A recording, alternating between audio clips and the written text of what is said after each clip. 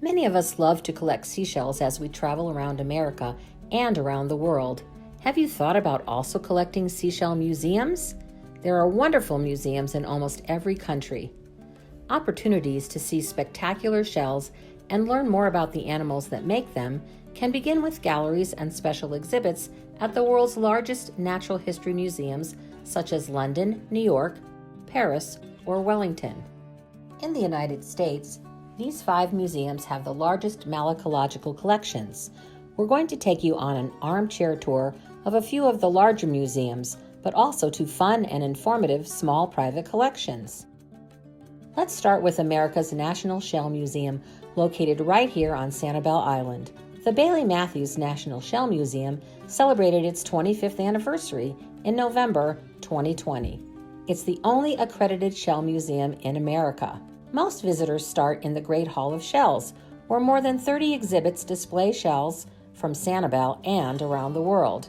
There are also touch pools and shell crafting opportunities.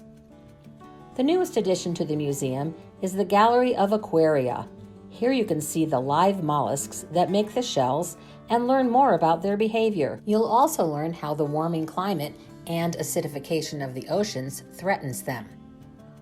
Now let's head north to the Delaware Museum of Natural History. The exhibits in the Special Hall of Mollusks explain mollusk anatomy, reproduction, and diet. The museum is the sponsor of the DuPont Trophy.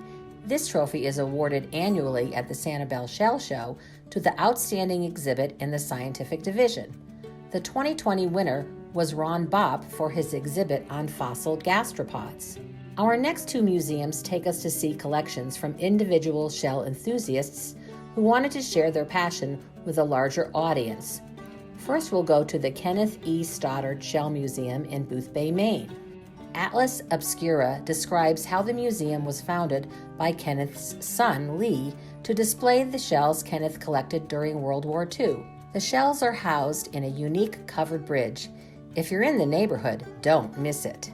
Let's head south to the pink sand beaches of Bermuda and the personal collection of Jack Lightbourne, who was a shell collector, diver, and conservationist. He helped to establish the Bermuda Underwater Exploration Institute and donated his collection of over 1,200 shells to their Ocean Discovery Center. Jack was a supporter of the Sanibel Shell Show and came from Bermuda every year to participate. Now for something completely different. In the 1600s and 1700s in Europe, no fashionable estate was without a shell room or grotto. The Margate, England grotto was discovered in the 1800s when the landowner's son fell through the open dome into the grotto. Covered with an estimated 4.6 million shells, it is open to the public. Now you know what you can do with all those shells you've been saving. You could spend an entire vacation touring shell-covered spaces throughout Europe. Here are images from the Shell Grotto in the magnificent Neues Palais in Potsdam, Germany. Let's check out Jan Simic's personal passion, the Magical World of Shells Museum in the charming city of Piran, Slovenia, on the Adriatic coast. Jan is frequently at the museum and happy to answer your questions. The exhibits hold more than 4,000 specimens of shells, sea urchins, and sea stars. Heading south to the tip of Africa is Jeffreys Bay, one of the premier shelling spots in the world.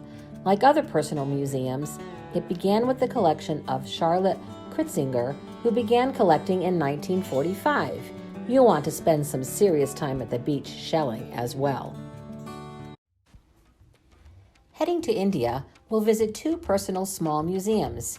In Mysore, Radha Malapa's museum displays her large shell sculptures.